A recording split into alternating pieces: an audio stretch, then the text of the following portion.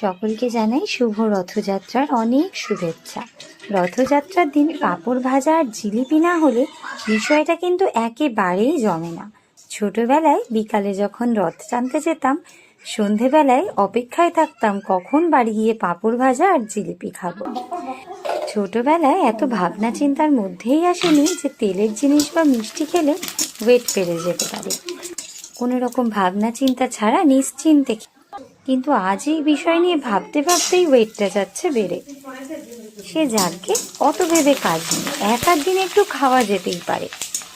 যা খাবে অঙ্গে তাই যাবে সঙ্গে, এই ভেবে মনের জোর বাড়িয়ে নিয়ে ভেললাম ভেজে পাঁপড়। ছোটবেলায় মায়ের কাছে বায়না ধরতাম রথ চালিয়ে এসে পাঁপড় ভাজা খাবো। আজ আমার ছেলে তার মায়ের কাছে বায়না ধরেছে রথ চালিয়ে এসে কিন্তু সে পাঁপড় ভাজা খাবে। সবার সাথে বসে পাঁপড় ভাজা খেতে খেতে রথযাত্রার মজাটা তাহলে নিয়েই নেওয়া যাক।